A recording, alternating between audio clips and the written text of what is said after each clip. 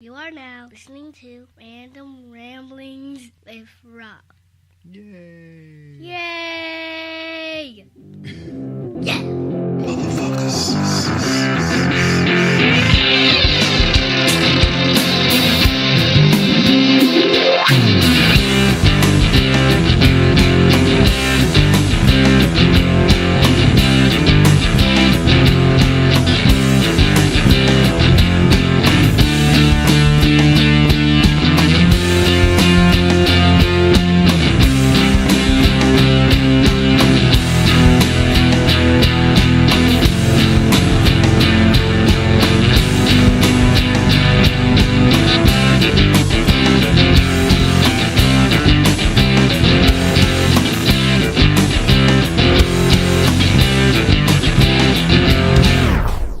What up, everybody? This your boy B-Rob, and I am back with another edition of the Random Ramblers with Rob podcast. First and foremost, I'd like to thank you, the listener, for coming back yet once again, each and every week, or however you listen to podcasts. You might stockpile them like I do, or sometimes I get a good cachet of podcasts, and I listen to them from the shortest length to the longest length.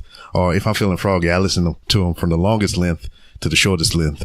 Or maybe I'll even get random and I just start picking them. I just close my eyes and press one, and whatever play, that's what I listen to. But if you're a first time listener, I'd like to thank you for checking out the show. And I hope you enjoyed and stick around, and maybe I'll be introducing you as a returning guest or listener. I don't know why you would be a guest, because you're not on the show. We're not talking back and forth to each other or whatever. But speaking of guests, oh man, I do have one. I can't call him the former director of operations because he's the director of all operations. So that's right. So what, I guess you would be the DAO? DAO, that's right. I've been upgraded from the DO to the DAO. But, oh man. You know what? I never call you by your last name, or even said your last name before, so I don't want to mispronounce it and everything. But Derek, go ahead and introduce yourself proper, like. Or you sure, I'll do that. But first off, hold on. Buzz, buzz. You hear that buzzing sound? Oh, there's a buzzing sound in the air. Do you hear it? That buzz, buzz. It must be that I'm back at the hive with my buddy B. Rob. I knew you was gonna go there. Dude, I had to. Come on, that was one of our best moments together. The last time we were together, man. Yeah, it was. Oh my gosh. Well, anyways, to all the new listeners, my name is Derek Stoughton. Just think the best way to think about it is think stout like fat, or stout like the beer with an un at the end. So Stoughton, easiest way to say that. Thanks so much for having me on your show, man. Really, really glad to be here. So for those of you that are new, or for those of you that haven't had a chance to meet me before, so the way that Rob and I met each other was Rob used to be on a wrestling podcast with our mutual friend Matt McCool, and I was a guest on the show, a recurring character, the director of operations. And, that's how Rob and I met, and we would have some great interactions back and forth. I think the last time we were together, I put you on the list of Derico, did I not? Yes, I am a frequenter of the list of Derico. The list of Derico. That's right. Like I said something about, I got to go back and find that old podcast. I think I said something like your honey sucks or something like that, like me. And let me tell you what spawned from that, though, because I'm a recurring character on WNW, is a wrestling podcast series, a wrestling series on YouTube, to where, we use WWE 2K18 to simulate matches. It's like, our own Raw or SmackDown or whatever. Right. So my creator character has a B on one knee pad and Rob on the other knee pad. That's awesome, man. That's awesome. Oh, that's great. But Rob, dude, I missed you, man. It really has been a long time since we were together. So this is cool. It's cool. And I'm really glad to see that you're doing well and rocking your new house. Yes. The last time I seen you, you just started the Beard of Derico. I just started the Beard of Derico. That's right. And it hasn't flourished into the Braun Strowman beard. No, I don't think I'm ever gonna get that far with the Beard of Derico. But I'm keeping it keeping it nice and trim. You know what I'm saying? Nice and looking nice and suave, nice and fly. You know what I'm saying? I like it. I like it a lot. But thank you, man. As you mentioned just a couple of seconds ago, we met through a mutual friend on a podcast, and I'm used to all your witty anecdotes and your hearty isms and everything like that. Yeah, just like that. But wonderful. I know of you, but I don't know you. Are you a fellow Louisianian, or? I am a fellow Louisianian. I think we talked about that briefly. So I live in Louisiana. I live about an hour north of New Orleans. Mm-hmm. I actually teach at a university here teach music here at a university here in Louisiana. And it's a lot of fun. I've been here for about a year and a half now. I moved back in July of 2016. And it's been great. I've met just all kinds of really terrific and wonderful people here. Everybody here has been so kind and welcoming. And well, you know this. You grew up here. I mean, this is. There's no other place in the world like Louisiana. It doesn't matter which part. I mean, it's just crazy. You try to explain this part of the country or to other people, and it's just like, especially Mardi Gras season. Oh, I mean, we just finished Mardi Gras season here, and you just try to explain to other people, you can't. It was just like I was explaining to my wife, well, shit, me and the kids, because even though they weren't raised in Louisiana, I mean, that's where my parents are from. That's where, a lot of the family is from. So they've been there enough. So all of us are sitting there trying to explain to my wife, who's from Virginia, right, what king cake is. Oh, man. And my wife was like, what's king cake? I was like, it's delicious. That's what it is. That's all you need to know. And sometimes they got a baby on the inside. It's not a cinnamon roll. No. And people try to tell me, they try to say, oh, it's just like a cinnamon roll. I'm like, no. You must not have had a good king cake then, because it's got that hint of cinnamon rolly goodness to it. But you can't. I mean, I miss king cake already. Man, man. Wow. Thanks, man. Now I want some king cake. Jeez. You're welcome. You're welcome. Exactly. I wish I had my soundboard hooked up. Is the soundboard not made the move yet, or? No, I mean, it kind of fizzled out with the pipe bomb, but the episode before, Matt was on, and I busted out just for him. Oh, man, that was one of my favorite parts when we were all together, was the soundboard, all that stuff. It was good times. So I guess you still keep in touch with Matt?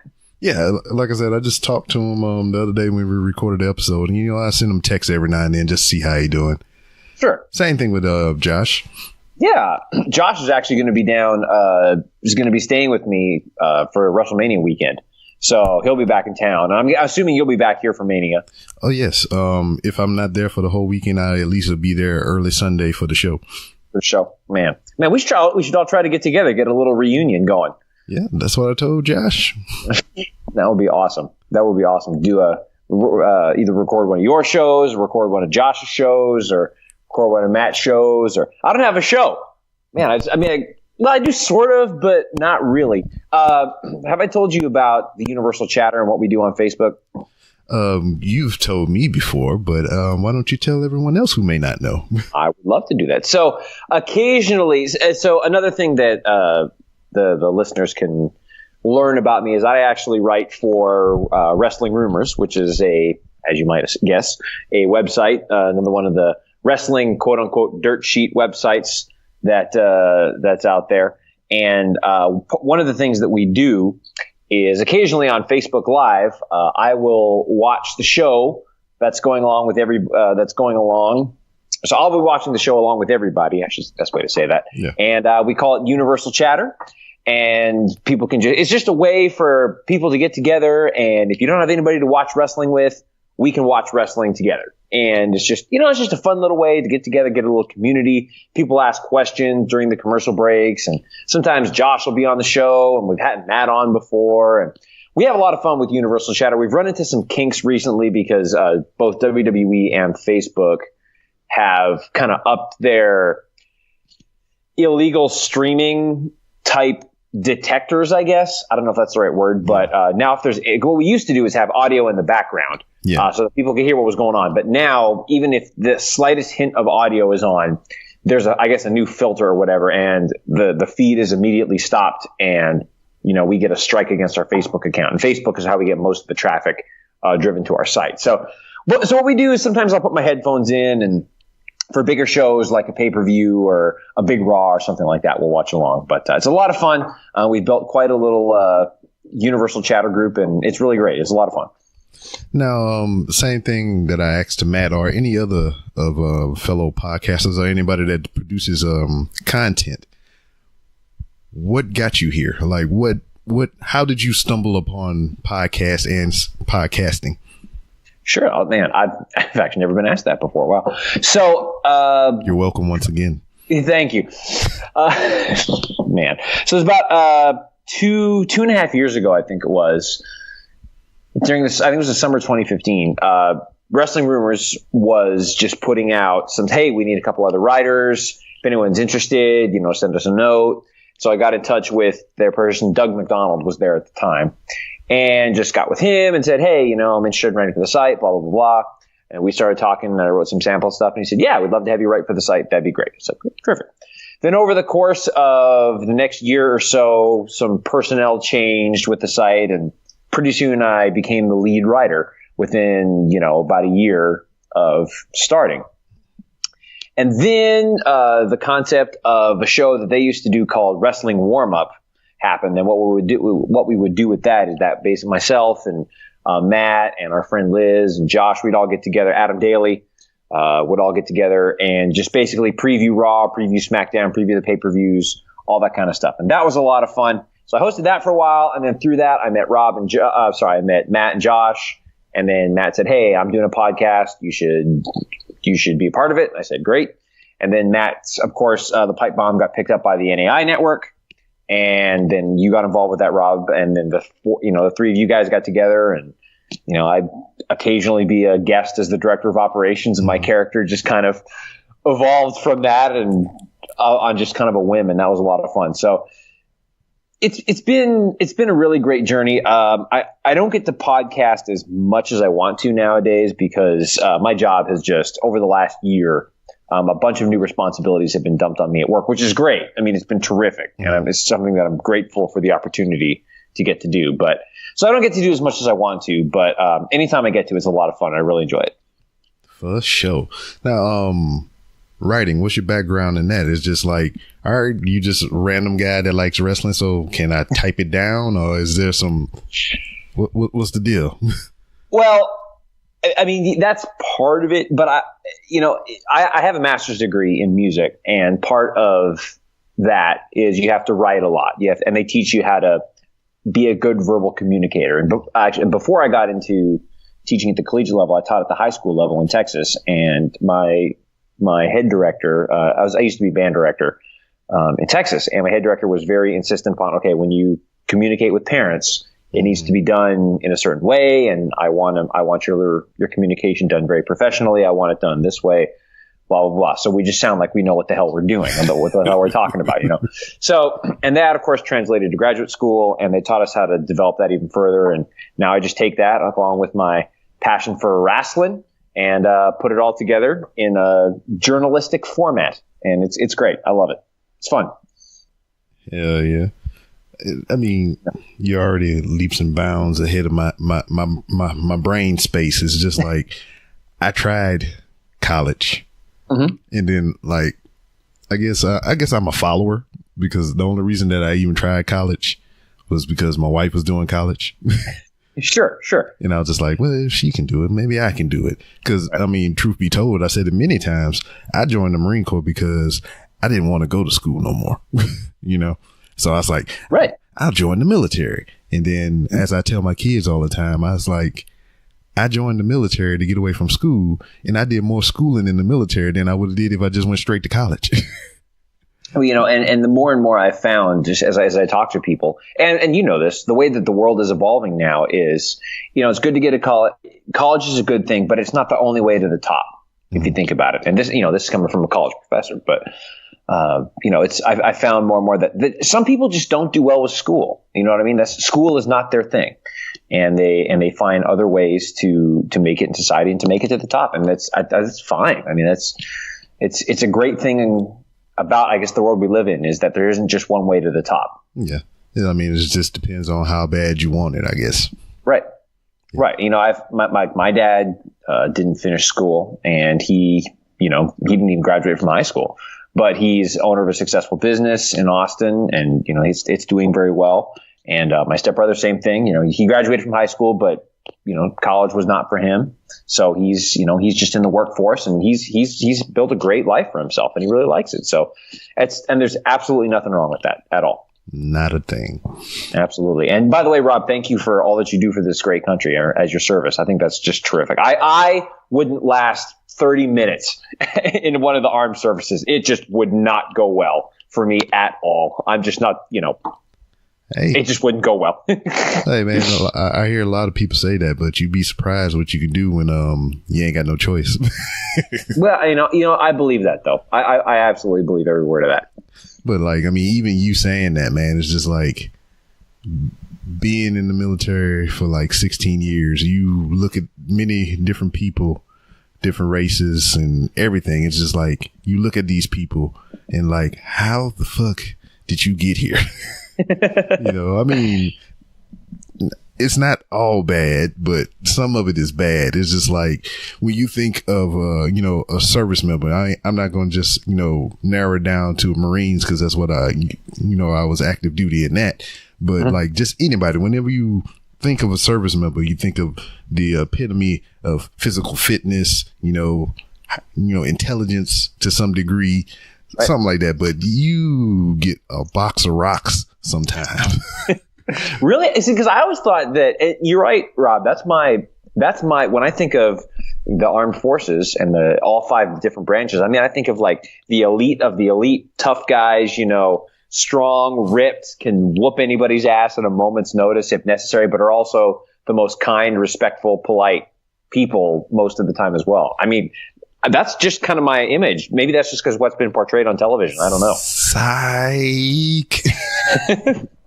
Man, I'm gonna tell you, man. Just imagine any 9 to 5, and it's that we just wear fatigues and we get guns and stuff.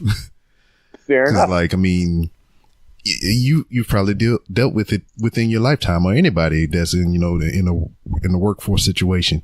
You have people that been bullied all their goddamn life, and then they get in a position of power and they want to treat everybody else like shit. Oh yeah. Or you get some book smart motherfucker straight out of college, damn, put in charge to run the show, and he don't know his asshole from a hole in the ground. Hey, oh my God. I can't tell you how many times, you know, when I work with student teachers, and then I see them 6 months later and I say, how's it going? They're like, I learned more in my first 6 months of teaching than I did my first 5 years in college. And I said, yep, that's right. Exactly. I mean, and that's absolutely, that's the whole experience with, whenever you start working and everything. I mean, you'll get your training, and, you know, that's just the foundation. But where you start building your house is when you actually get out there in the field and get to working and everything. Right. Cause like, I was horrified of teaching, because that's what I wind up retiring out. I'm transportation by trade in the military, but, at the end, when I was getting ready to retire, I went back to the transportation house, the schoolhouse. So I was teaching future operators how to do the job. And I was terrified. I mean, I have no problem talking to anybody. Like, hell, we're doing a podcast right now. Right. But to be on a platform and to stand in front of strangers and teach a curriculum, it scared the shit out of me. But whenever I went to do the training, you know, they teach you how to teach pretty much. Right. Right. You know, I got a little more confident after that, because, you know, they teach you by the book how to do the things and how to set up the classroom, the materials, how to introduce materials, PowerPoint, all that shit. They teach you all that. Right. And, but when it's go time, it's like a whole nother different story. Oh man. I mean, at least initially, it's just like, once you're being evaluated, it's like, everything that you were taught, that's how you do it. You know, all right. And if they teach you to bend your arm at a 45-degree angle and point at the screen like this, that's how you do it when you do your teach backs. But I found once I got actually out there in front of the students in the freaking teaching environment, oh, I fucking loved it. It was simple as shit because I didn't have any restraints. I could do it kind of my way, you know, and that's what I did. Everybody, you can tell when it was, all right, you get an instructor A, he'll come up there by the book, you know, he'll deviate from the lesson plan a little bit. Instructor B will come up there, you know, by the book completely. Instructor C will come up there and be like, you know, not sequentially in order, he'll kind of jump around, but still pretty much how the curriculum is supposed to be. I get up there, I just throw the fucking book in the back of the room and I just start talking shit, asking people about where they're from and telling stories and shit, you know? Right. Well, it's the old adage, and I'm sure you've heard this before, is that, you know, teachers don't care what you know until they know that you care. And look, kids these days, or anybody these days that are taking courses, they're smarter than we give them credit for. A lot of them do, and they can see right through bullshit. They can see it. It takes them 2 minutes, and they've already assessed whether you are worth their time or not. Now, when they're in public school, they don't have a choice. Yeah. But like when they're going to see training from when you're working with adults and that sort of thing, it's just like they can see right through you within the first 2 minutes, and they just want you to be real. Yes, they expect you to be, you know, smart and you to give them information, but they expect you to be human, I think, anyway. Yeah. What I enjoyed most about it is just we got them fresh. So they were straight out of boot camp. Well, majority of them was straight out of high school. Straight out of high school, straight into boot camp, you know, and they're here to learn the job that they're going to be doing for the rest of their military career. And, you know, and truth be told, when I came up through the military, I didn't have a lot of guidance. I mean, I had, you know, good instructors. They taught me things, but I didn't have a lot of guidance. I didn't have somebody to pull me to the side and be like, hey, you know, you're just starting out. These are some things that you need to look into, you know, to help better you and your career. And that's what I enjoyed doing. So whenever we wasn't in the classroom, I would have them all in the circle, or we would be all by the smoke pit or something. Me not smoking, of course, because I don't do that. And I would just tell them things that they need to look forward to. Like those of you who want to go to Japan, because I mean, the Marine Corps, we ain't got all these lavish bases like all the other branches of service. Because I hear like people in the Army, they go to Germany and Korea and all these other cool places. We only go to Jacksonville, North Carolina, Camp Lejeune, or we go to Camp Pendleton, California, which is in California. So it can't all be bad. But you get to go to Satan's anus, better known as 29 Palms, California, you just in the middle of the devil's anus. So eloquently put. Yeah. So it's either East Coast, West Coast, or you go to Okinawa, Japan. That's the only three places we really got. Yeah, that's crazy. I mean, I was fortunate enough to, you know, skirt around to go to like places like South Carolina. Opposite South Carolina's not that bad though. I've been to South Carolina. It's Columbia is a really nice city. Yeah. I really like that place. Yeah. Because of me going to South Carolina, I was able to meet Mrs. B. Rob. So how long have you been married? Pushing 10 years, man. That's awesome, man. Congratulations. It's great. Yeah. That's very cool. So that's very cool. For her going on 10 years, I was able to get her this house. It looks very nice. I know the audience can't see, but it looks like you got a nice wide area and you got all your CDs in the back and it's looking good. The light's a little bit dim, so. Yeah, I know. I don't have my fancy camera hooked up right now. I don't even know where it's at.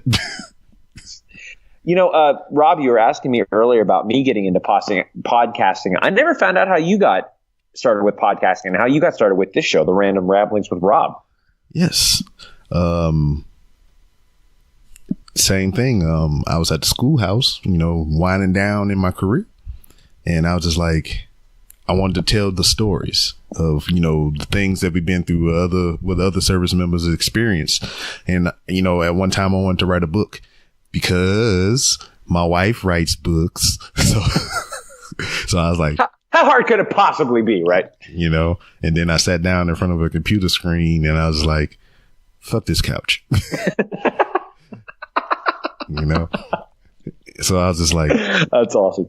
I was like, well, I listen to Kevin Smith and RBR Weekly Wrestling Talk and freaking New Age Insiders, all these other people, they have fun with their friends and they record. I said, why don't I just sit down with my friends and I record? You know, that way I ain't got to write down the stories. I got the audio. Right. You know, so I tried it out a couple times. I think like maybe the first 5 to 10 episodes was me just, you know, bringing my microphone equipment to work at the schoolhouse. And then whenever we got a break between classes, I would set it up and we would just sit there and jaw jack the whole time. So that's Perfect. Like the first 5 to 10 episodes. And then I got out and, the Marine Corps don't stop because I got out. So, you know, it's hard to keep up with those people because, you know, they out there, they doing work and I'm just kind of here sitting on the floor in my little room here, just podcasting. So, you know, I just started reaching out to random people. Oh. And then I always been told I was a random person. So when I came up with the show idea, truth be told, it was just like random, just happened to be one of the words because I wanted something with 3 R's. Mm-hmm. Right. So I was like random, I talk a lot, I guess, ramblings, and I'm Rob. So there you go. There you go. Perfect. Random rambles with Rob. That's awesome. Well, it's and obviously it's been working very well for you. You got quite a following, so that's pretty cool, man. That's really cool. Yeah, a following that I don't never hear from. Come on, listen, for the listeners out there, why ain't you reaching out to your boy? I believe it's ITSBROB on Twitter, is it not? Yes, it's something like that. I think that's right. I had to listen back to my audio. ITSBROB. I think it's B Rob. Yes. I think that's right. I don't know. Something like that. You know, that's why that's another reason why I record these things, because I got a bad memory. So I got to play back the audio to remember the shit I said. Dude, I don't remember what happened to me 5 minutes ago. Like, I don't remember what the hell we were talking about 5 minutes ago. So I'm going to have to go back and listen to this now as well. I'm like, oh, yeah, we talked about that. We talked about that.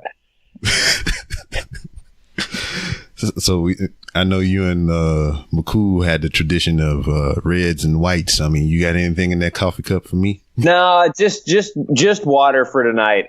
It's been just a super long day, and if I do a little bit of this, I might, you know, and I got to be up early tomorrow. I got to leave my house at like 7:30 tomorrow morning. If I have a little something, it'll probably lead to another something, and then I won't wake up tomorrow.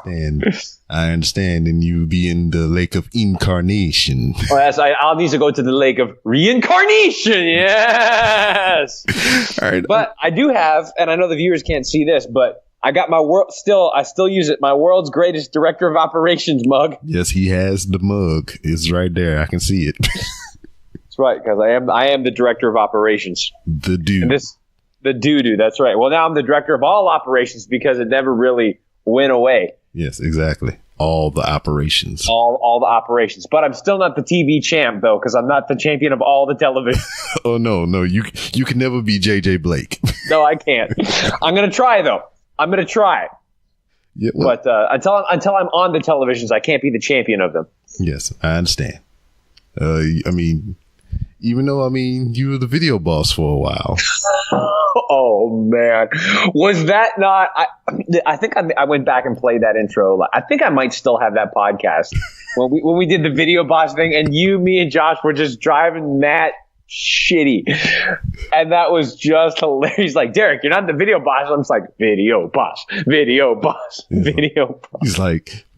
He's like, I'm the audio boss. And he's like, well, video has audio, so therefore...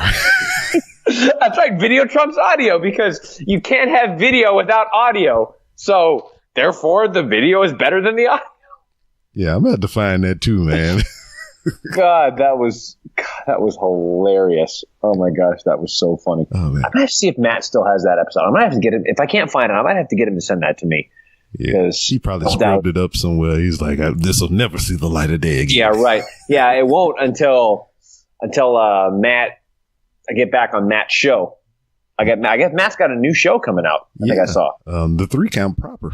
The 3 count. Yeah. So if I ever make my way back onto that show, it'll be the return of the video boss will be dropped. He might vet you though. I think he might. Man, we talking about wrestling a little bit too, man. What got you hooked? What got you there to like, I like this, so I'm gonna watch it for however long?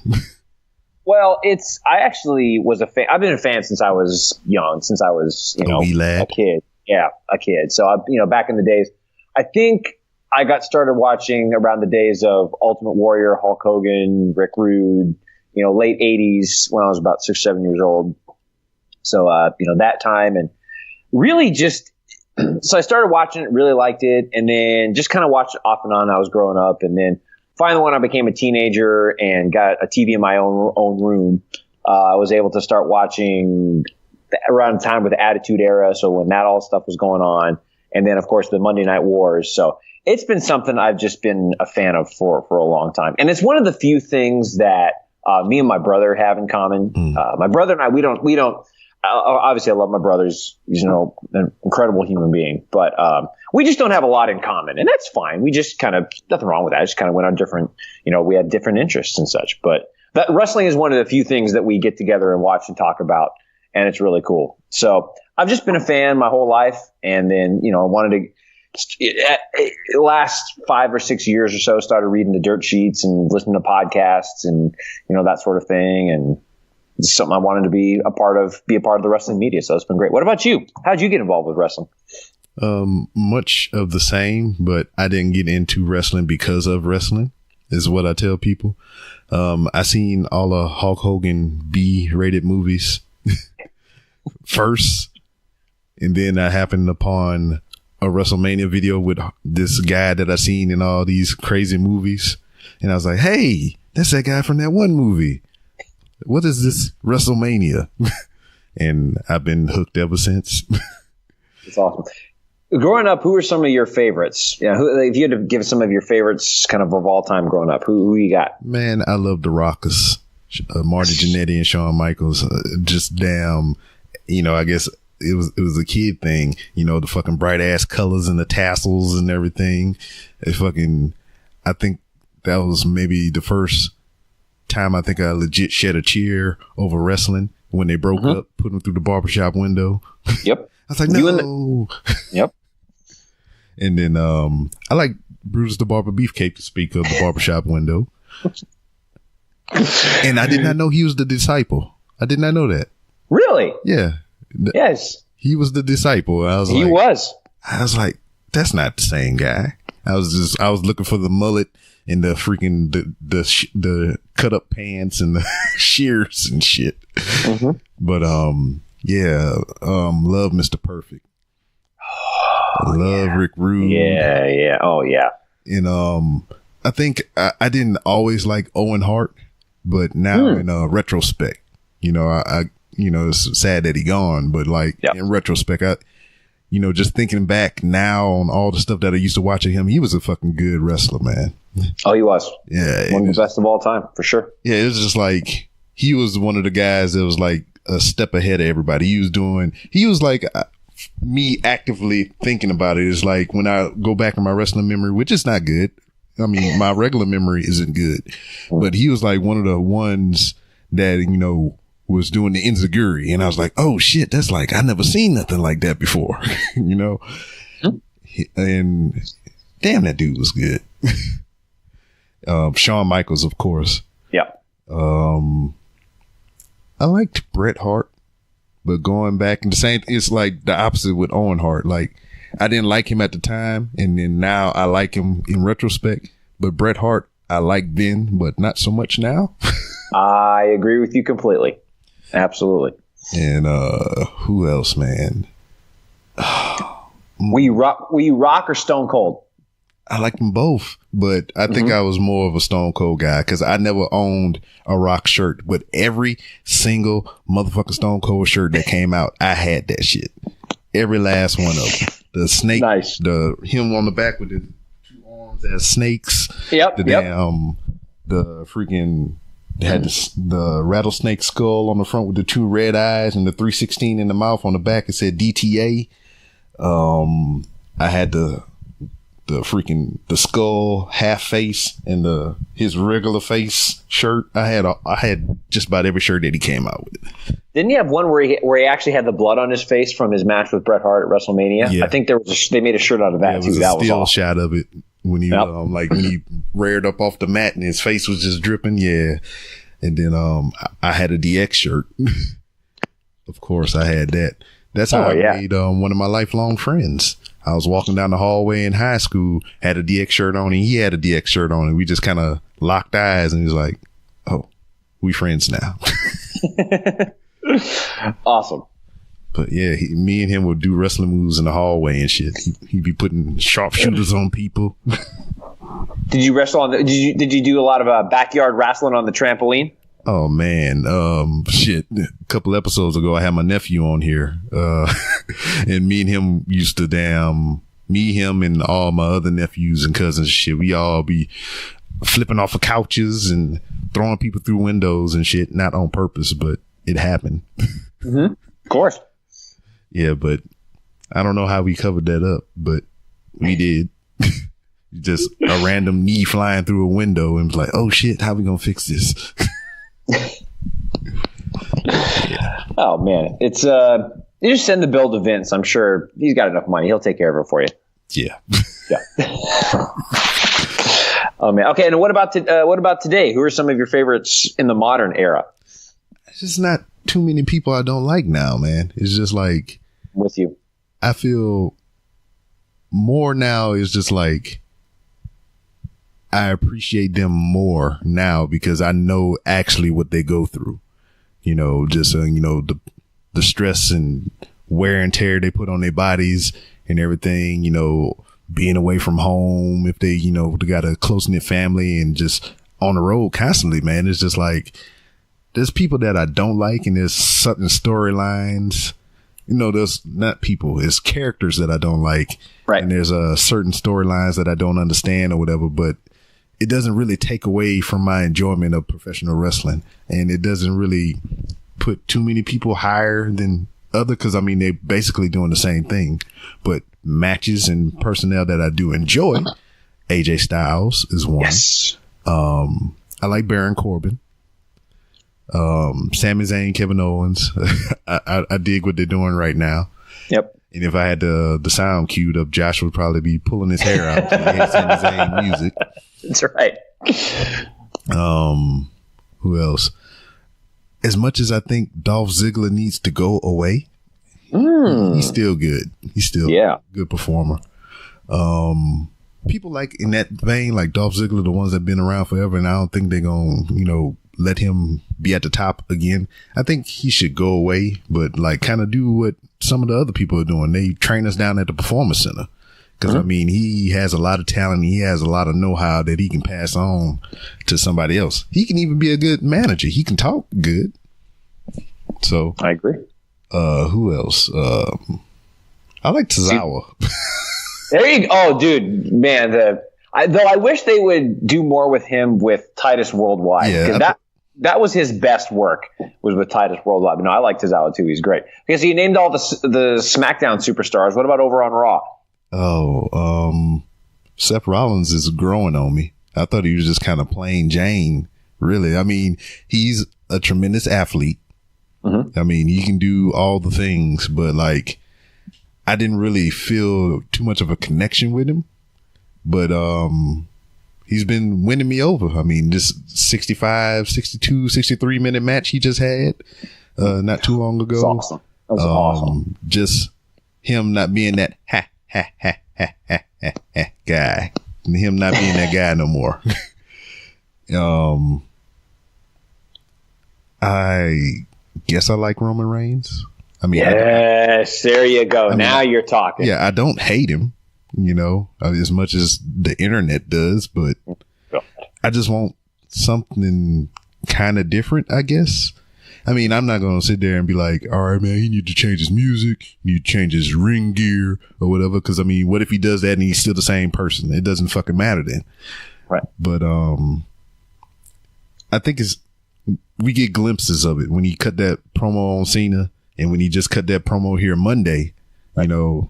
That's a guy that like, all right, I kind of believe him. He's like legitimately upset. Then other times he's like suffering succotash, you know. Who else is on Raw? Finn Balor, I guess. Now hold on. Now, whatever, dude. Don't bullshit with me. I know you're not a Finn fan. Yeah, you're right. I believe he is very marketable. He has the potential to be one of their top draws, as people would say, you know, in the business, which I'm not in, so I guess I can't say that. But yeah, he okay. He's growing on you, maybe. My wife loves him. It's probably because of the abs. I can't comment, but I'm sure they're very nice. I know he wears little boy draws. I know. Braun Strowman, of course. You go. Yeah. Elias. Dude, what do you think about Elias? Yes, Elias.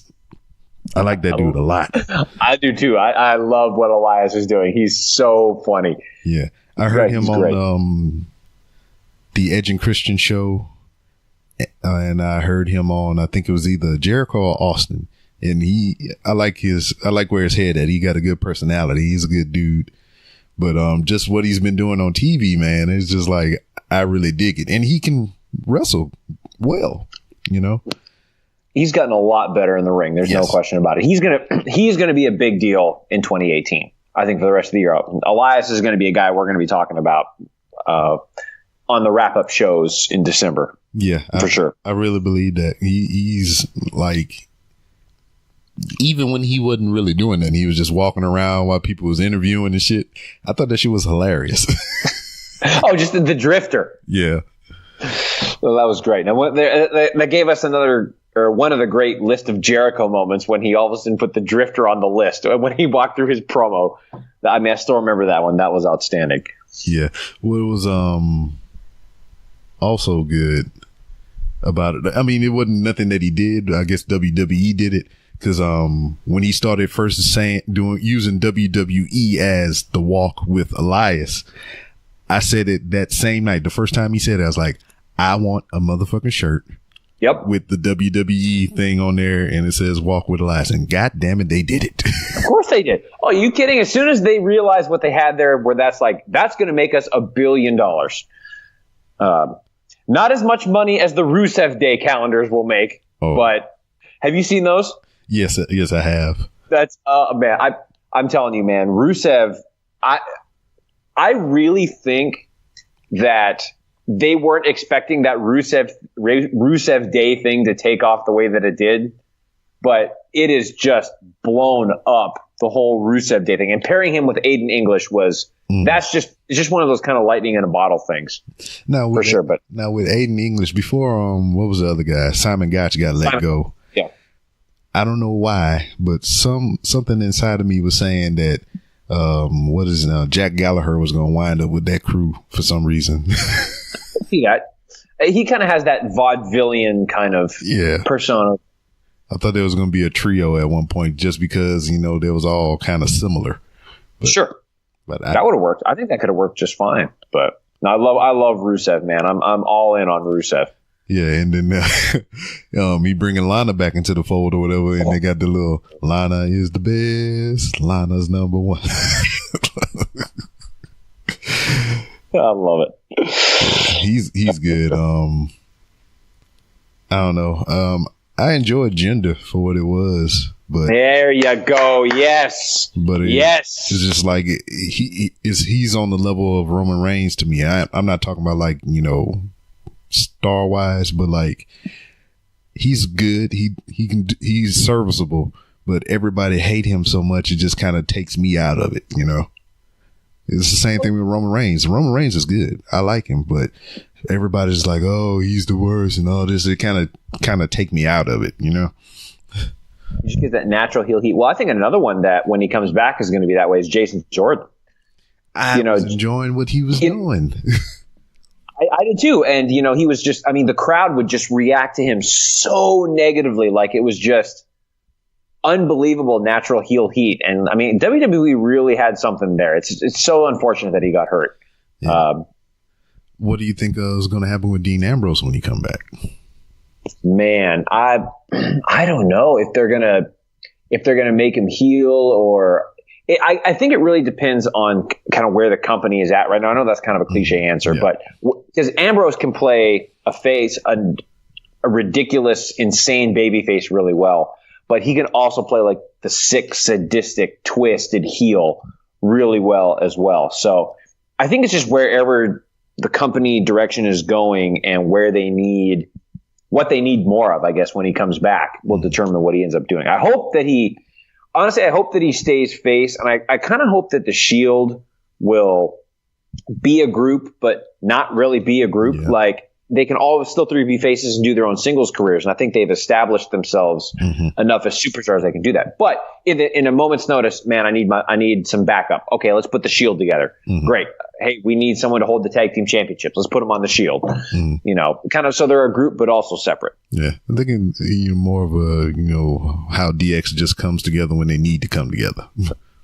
Which I think they could also over on SmackDown. I think they can do the same thing with the New Day.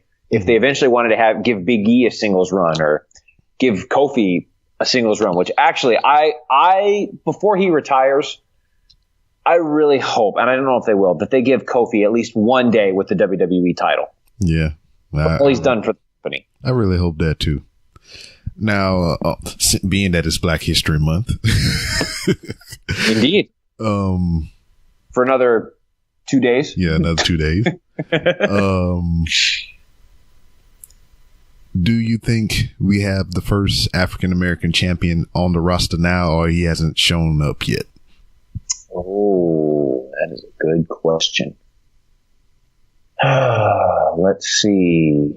Man, I'm trying to think right now who it would be. Yeah, I know we don't like a lot of downtime on these audio things, but I'm just trying to think right now who. Right now in this moment, I think Big E has the potential. I was going to say either Big E or Kofi Kingston would be the two that I would say might have that possibility. Because over on Raw, I don't think it's going to be Apollo. I don't think it's going to be Titus. Though I hope they get the tag team championships at some point because I love the Titus brand. Who else over? See, I'm trying to think who else over on Raw. I can't think who else over on Raw it would be. But SmackDown, I think Big E and Kofi are your two best ones. Naomi was a first African American women's champion, which I think was very cool and very well deserved. I love what she's doing. She's terrific. I love her assets. Me too. Me too, buddy. I feel you on that one. So I can't say that too much because you seen her Instagram or whatever or Facebook. No, I forget what it was. Her husband is in there just railing on everybody. Yeah, and he had probably, well, I don't know you having some of that training, but I would venture that he'd probably whoop your ass. Yeah. He's been down since day one. Oh man, but so really, what you're saying is he's been down since H. Yes. Because as we all know, day one is H. Yes, day one is H. So, but to answer your question, I think that the first African American, we haven't seen that person yet, and that'll be coming at some point, hopefully sooner rather than later, hopefully. Yeah, I don't know, man. It's just like I don't know. We'll see. I don't know either. It's. If we knew, we probably wouldn't be here. We'd be writing for WWE Creative or something like that. We'd be in Stanford right now. That's right. Oh man. Well, maybe. Okay, here's one for you. What about Lashley if he comes back? Oh yeah, I think that deal is winding down from what the Dirty Sheets have been saying. That's what I understand to be happening too. So maybe it'll be Lashley. I don't know. I mean, it could happen because I believe at the time when he was there the first time, it probably could have happened within that time frame. And even when Kofi was having that good feud with Orton at the time, when he got the best of Orton, that would have been an opportune time. But, it never came to be. Well, they gave Lashley the ECW championship, but that doesn't count. No. That does not count. We're talking about the WWE championship. I mean, I guess we can include the Universal title too. But yeah, I would include the Universal title in that because it's... it's going to take some time, but eventually the Universal Championship will become. It won't be on the level with history as the WWE Championship, but they're being seen as the Raw title and the SmackDown title. So and then it's fine. Then they're gonna merge again, and there's one half of the belt gonna be blue, and the other half gonna be red. It's gonna end up being purple, but they already have that with the cruiserweight divisions. I was looking at SmackDown titles tonight. They look kind of purplish to me. Well, I think it's just the light. I don't know. But the WWE Championship is black, though. Mm-hmm. Yeah, so why shouldn't it have a black champion? Your logic, see, there it is. Because hashtag WWE logic. It's always a great hashtag, man. You should check some of those ones up. Those are hilarious. Oh, what I want to know is that one night that AJ came out and the check on the belt was black. You ever seen that? Yeah, he had the title belt around his waist like he normally does, but instead of the little red check on the title, it was all black. So I forgot about that. I didn't see that. Yeah, so I don't know if they was just testing it out to see what people would think, but that was the only time I ever seen that belt. I have no idea. I don't remember that. Because somebody texted me and it was like, don't you have the WWE title belt? I was like, yeah. He's like, well, they just changed it. And I was like, no. I was like, I paid $400 for this shit. They better not change the belt. Oh, I turned on SmackDown and damn sure he had the black check on the title. And I was like, motherfuckers. I was like, well, no, but that means you got a classic edition. You got a retro. Yeah, I guess. I was like, right? I was about to go get a Sharpie and fill it in. Well, how could this be? Because I have the WWE Championship as well. Rob, we both can't be the WWE Champion. Well, I mean, my logic always out trumps your logic because the title is black and I'm black. So there you go. It's Black History Month for another 2 days. I trump you right now. You can still be the director of all things, though. You know what? I'm not going to argue that. I'm not going to argue that point one bit. See, if it was March 1st, it would have been different. I probably had less against on my side. There you go. Well, no, we'd have. It's March, so that's St. Patrick's Day month. So we'd have to get Hornswoggle in here to do some. Yeah. Then it's an Irish theme, so Matt would have a little pull on that as well. So that's right. Damn. Get Sheamus up in there, I know. All that good stuff. Fit Finlay. Oh, man, I liked Fit Finlay. Yeah. You started talking Irish and Sheamus. Fit Finlay, I enjoyed that guy. He had some back in WCW, he had some great runs with the TV championship, some great matches. And know what I wanted to see that we never did get to see? When Sheamus first came on, I wanted to see him go up against Fit Finlay because Fit Finlay was still an active competitor then. And the only thing that we got out of it, I don't know if it was the Royal Rumble or just some random battle royal. Sheamus and Fit Finlay had a stare down and the crowd went apeshit. Sheamus bro kicked him and that was the end of it. He rolled out the ring and that was it. Man, no, that would have been huge. They could have capitalized on that. Yeah. I think that would have been a good brawl. Even if it wasn't for a title or anything, it would just been just to have that story of those two. Sheamus was supposed to be he was the first Irish-born champion, right? Mm-hmm. That's right. First Irish-born WWE champion. That's right. And then have Fit Finlay, this Irish veteran that never had the title, and that could have been a good story. Mm-hmm. That would have been great. I'd love to see that. Mm-hmm. And then, after that, after Finlay stopped being an active competitor, you see Sheamus started to adopt some of his moves, like the freaking Irish curse. And I forget what the name of the one move. You pick him up behind his back and do the little. Was that White Noise? Yeah, White Noise. Yeah. Finlay did all that shit. Finlay even did little like what Kenny Omega does. He put him on the shoulder like Samoan drop position, then he do the roll. Oh yeah, the Celtic Cross. Yeah, Finlay used to do all that shit. So what Sheamus needs to do now is just inherit the shillelagh, and if things go wrong, just kind of whack them. Yes, Cesaro is the shillelagh. Oh, that's right. That's right. Well, if they ever break up the bar, then Sheamus can inherit the shillelagh and start beating the hell out of everybody with that. Get him a hornswoggle too. That's right. Right. Maybe they can get El Torito and paint him green. Oh God, that was a dark time in WWE programming when Hornswoggle and El Torito were the WLC. Oh. Rob, I'm so glad that the product has evolved into not that. Yeah. The product is much better now. William Regal. I love that dude. That he's a man gimmick is still one of my favorite gimmicks of all time because it's so dumb, but that theme music is hilarious. That he's a man. You seen that one SmackDown where they got him?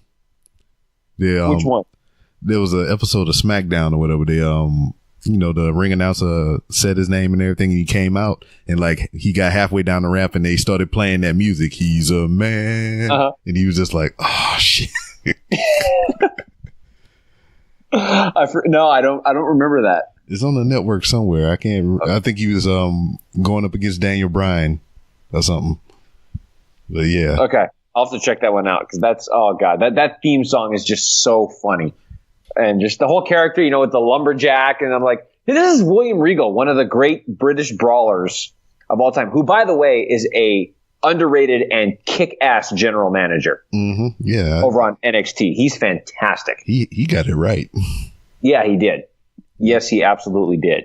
Like out of any on-air personality that we had, like in an authority figure role, he's by far the best. Absolutely. And I haven't watched enough of 205 Live recently just because I've been so busy to see how Drake Maverick is. Oh, he's good too. He's good too. I mean, he's really impressed me. I mean, I've known him as Rockstar Spud. Right. And I've seen a little bit of him in TNA because, it's hard to watch that stuff. Oh, golly. Impact is just, I feel bad for Josh because Josh, for his website, Pro Wrestling Transcriptions, he covers the show and he tells me all the time, he's like, it's just so bad. I mean, and I watch a couple of the clips on YouTube because I can't watch it every week and I'm just like, I can't defend this. I can't, which is unfortunate too, because I don't know, Josh or Rob, if you, watched, TNA at one point, because I actually became invested in the late 2000s, early 2010s. Yeah, I mean, anything that the X Division did, I was glued to that. Failed storylines. One that I think they had a good momentum with. It was like, I think Kurt Angle got hurt or he was thinking about retiring. And he was like, I want to face the top 10 wrestlers in TNA. And he's like, I'll start from number 10 and I'll work my way to number 1. He said, if I lose to any one of these guys, I'll retire. And it was great. I think he got like maybe 3 or 4 matches in. Then they scrapped the shit because they started doing that damn tournament. The one to where it was like is it the World Cup or whatever? It was this stupid ass tournament where you can bet, like they had the brackets and all kind of shit, and they had all the different matches, and it was almost like a fantasy league. Oh man, I don't remember that, but that storyline was so fucking great. He had so many good matches, and then they just put the brakes on it and start doing this other dumb shit.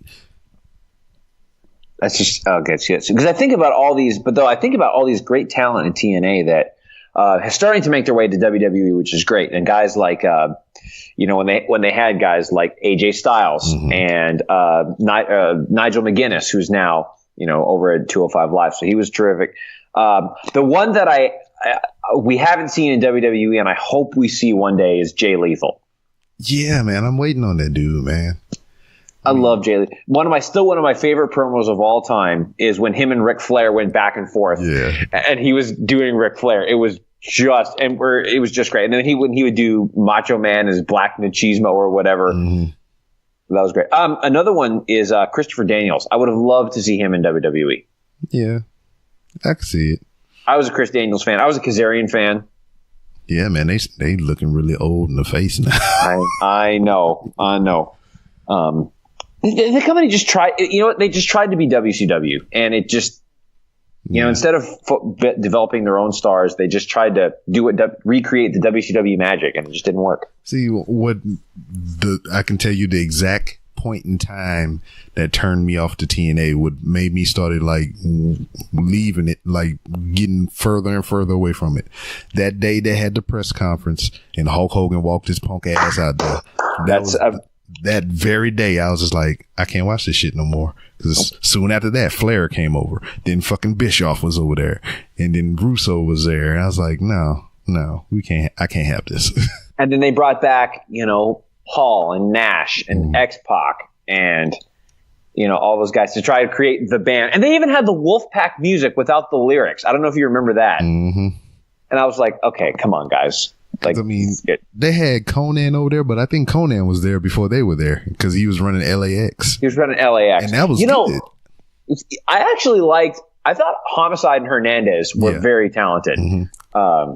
Hernandez especially. I thought he had a very bright future. But yeah, when he was, you live and die in LAX. Mm-hmm. I thought that was a good team. I thought they were great too. Who else was?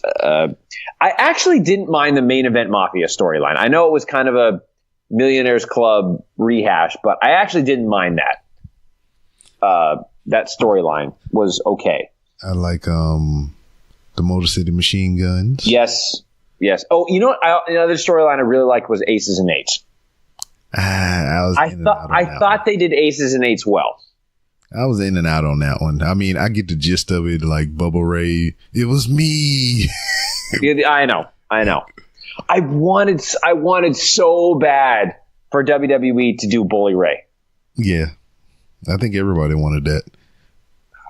That would have been great. Yeah, because, I mean, shit. I don't know. Because we got this Hardy mess. Yes, it is absolutely intoxicating. Yeah. What I'm noticing about Matt Man is just like, I mean, the character's fun or whatever it is, but him in the ring, man, is like, is something wrong with his legs? Because have you noticed it? It's like anytime like he goes to the ground and he gets up, it's like he don't bend his knees or nothing like that. He's just like straight legged the whole time. I hate to admit it because Woken Matt is still character-wise, still my favorite character on Raw. But yeah, he's starting to slow down, and it's I hate to say this, your character can only carry you so far. And I mean, I love the Woken gimmick. I mean, it's I love it so much, but I don't know. And now there's rumors around that Jeff is good to go. That's what I heard too. That they're starting to tease it a little bit because they started to do the fade away and classify myself as obsolete at Elimination Chamber. So I'm hoping that by WrestleMania season or at WrestleMania we get to see House Hardy and Queen Rebecca and Vanguard One and Senior Benjamin. Yeah, the very loyal Gardner. Yeah, I believe if they keep on with it, because I mean I think they already had like a little small vignette for Senior Benjamin. Did they? I know he posted something on Twitter about it. Unless I'm seeing some old shit from the TNA stuff, but I seen like a small clip. It was like he was in a grave with a shovel, and they had like all the Hardy logos on fire and stuff around it. I don't know if that's old or not, but I seen that recently. That's old because I think that was from the final deletion. Okay, yeah, I haven't. Yeah, that's some old shit then. Because I mean, I didn't. Only thing I seen of that was like the firework thing. It's so funny because I wrote it off immediately, but Adam Daly reached out to me and said, "You need to go back and watch this and take it for what it's worth. Don't take it as something serious. Take it as the most absolutely ridiculous, D-rated or D-level movie, and just take it from that." I went back and I watched it and I was like, okay, they might actually have something here. And just it's ridiculous for the sake of being ridiculous, and it worked. It sold me right away, and then I became a subscriber to the Broken Brilliance. Yes.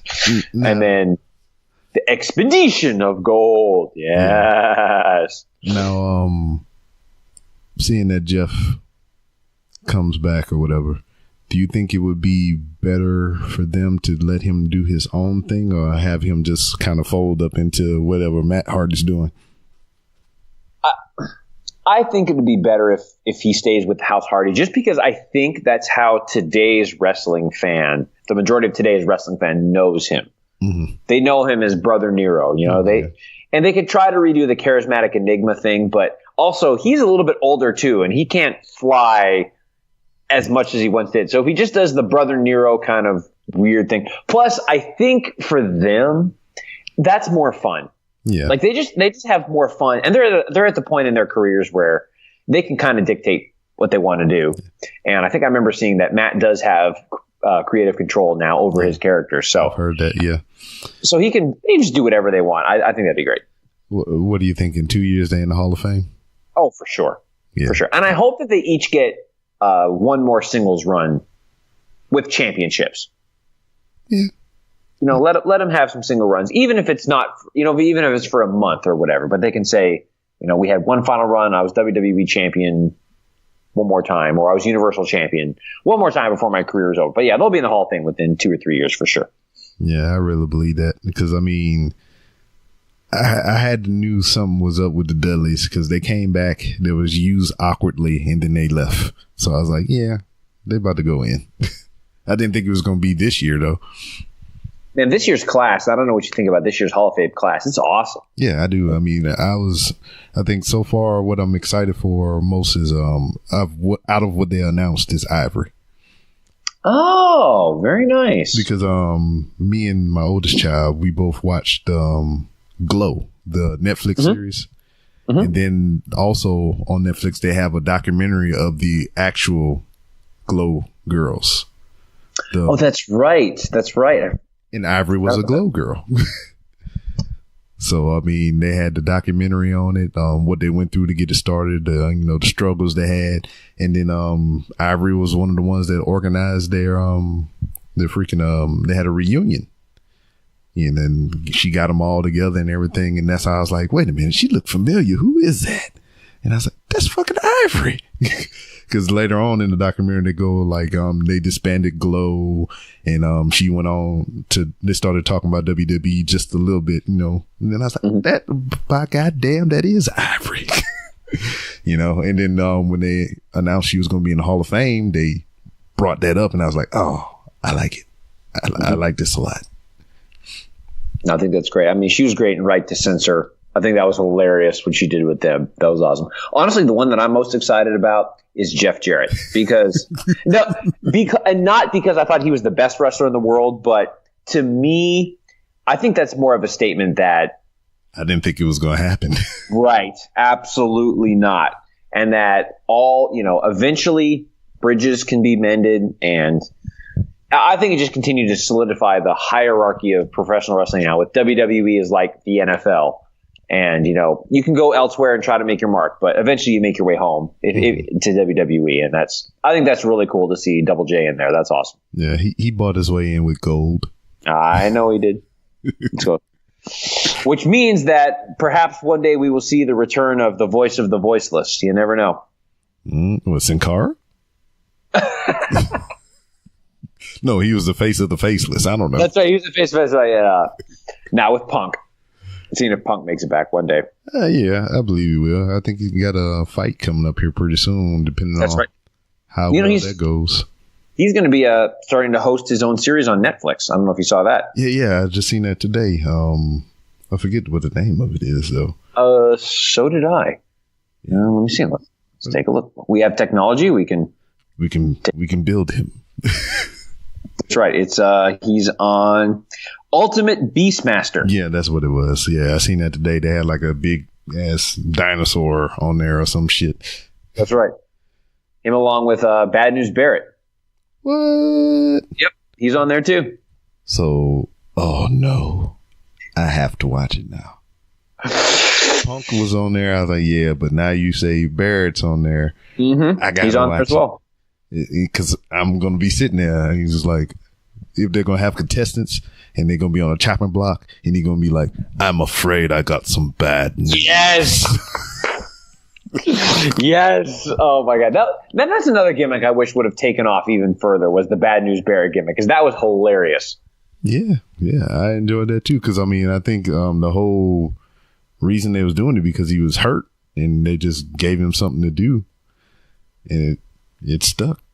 Of course it did. He's so entertaining. I mean, I love that. He was underrated too. He was a good performer, but storyline kind of cripples people. Sure. Yeah. I don't know. I don't know either. If we had the answers, we wouldn't be here. We'd have to be in Stanford making a lot more money than we are now. Yes. I'd be trying to finagle them into making me one of them chocolate statues. That's right. There you go. Yes. I like that. Yep. But hey, man, it's about that time, dude. And that's unfortunate. Dude, this has been a blast. It's been so good reconnecting with you, man. This has been great. Oh, yeah. And then I'll see you in person down in New Orleans. That's right. And just thanks so much for having me on your show, man. I'm sure there are many other more reputable and fun guests than me. So thanks for letting me do this. It's been a blast. It's been great. No problem, man. Delete.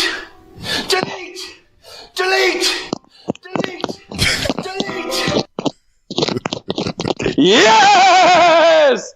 I will now be careful to not send this to the realm of obsolescence. Yes. Hey, man, before you go, yes. You think I can get a performance evaluation? You may, yes. As director of operations, it is my job to evaluate everywhere I am. Hold on. Director of all operations. There you go. Okay, good. I was about to give you a B-, but now you have correctly identified my title. So, Rob, I give you an A+ for your evaluation tonight. Well done. Bravo, sir. All right, I appreciate that. Applause all around. Applause. There you go. Very well. Now, the next time I come on, we'll have to find some other things to talk about. So let's see if we can, we got to keep this going because we don't want to become stale now. We got to keep evolving. We got to keep being with the times. You know what I'm saying? Yeah, I got you. And then there's nothing more timeless than professional wrestling. Amen, brother. Amen, brother. That's what brought us together, and it's all good. Looking forward to seeing you in about, 6 weeks? Yes. Not even that. Something like that. That's awesome, man. It's going to be fun. Tell everyone all the delightful ways they can hit you up via social media and other platforms. Absolutely. Well, the best way to get in touch with me is you can follow me on Twitter at Derico06. It's like Jericho except with the D and then the numbers 06. Also, as I mentioned earlier, I do from time to time host Universal Chatter on Wrestling Rumors Facebook page. So search Wrestling Rumors on Facebook. You can like us there. Like what we do, share our content, subscribe, all that kind of good stuff. Let's see. You can also check out my work on Wrestling Rumors. I write articles for that particular website, WrestlingRumors.net. Check me out there. And other than that, that's about it. So it's been a blast, Rob. Thanks again so much. Appreciate you so much. Yeah. I had a button over here, but it didn't work right. Well, now you're down to an A for your performance evaluation. Damn it. All right. I'm going to just end it now before I get my marks taken down. But hey, man, once again, I appreciate you giving me your time. And, man, see you down in New Orleans. Yes, sir. Yes, sir. Thanks so much. It's been a blast. Hope to see you there and hope to see all the fans down there as well. All right. And that was the director of all operations. So give him a follow on Twitter and all the other places that you heard him say. And, yeah, we going to roll out into that good night because I got to go to sleep and get up and do this work thing in the morning. You can find me on Twitter at It's B-Rob. That's ITSBROB. If you want to talk professional wrestling like we just did or any other general shenanigans, that's the best way you can do it. Also, the show has its own Twitter account, which you can follow at 3R Show for updates and episode releases and so on and so forth. Speaking of episode releases, this episode that you're listening to now, it won't be out this Sunday. I don't even know why I'm saying this crap. Because if you listen in chronological order, the episode before this one is going to be the voicemail edition. So I'm going to get all those voicemails that I got backlogged from Hoppy and the hashtag Blackout Podcast and the Fifth Cast and all that. I'm going to get all that out this weekend. And So this will be up in 2 weeks. And, you know, even if you're listening to me tell you when this episode is going to be out, it's really irrelevant because you're listening to it right now. So fuck everything I just said. Anyway, you can follow me on Instagram, where you can follow me as I walk through the halls of Walmart and vlog, as the young people say. I haven't done it lately. Been a little bit busy with work and everything, but I'm going to get back to it. Also, you can go to randomrobcast.com to where you can find out different ways that you can help the show, help it grow and become something bigger than itself, just like Brandon McIntyre and Glenn Abbott. But most importantly, I mean, I always tell you, go to the website and, you know, use the Amazon links or buy some merch or, you know, donate to the show equipment and all that things. But you don't have to spend a dime of your money. The only thing that you really have to spend is your time. You know, just listening to the show, leaving a review, liking the Facebook page, you know, those things that you can do for free. And it really helps the show out a lot. And hey, if you like the current format, as I asked on the last episode, you know, to where I kind of ramble a little bit, introduce my guests, and we get into the show proper, like, you know, let me know if you like this format or if you like it the other way, where I just kind of monologue and go on and then eventually introduce my guest and, you know, play the audio after. So, I mean, however you like it. I mean, you're getting the same random ramblings, but just a little different. Also, if you haven't downloaded the Lemur app, you get some behind the scenes stuff over on the Lemur app. It's only for Apple devices right now at the moment, but it will be coming to Android soon. And so check that out as well. You can leave me a voicemail, 304-825-5762. And that's about it. So I appreciate you listening, and I will see you next time. Hush Your Face is coming straight to your ears. A podcast network that's changing gears, bringing fresh funky pods with a fresh funky beat. A family of pods that are bringing the heat. There ain't no stopping us. Keep coming back to us, sick ass pods that'll make you hush. www.hushyourface. www.hushyourface. www.hushyourface.com.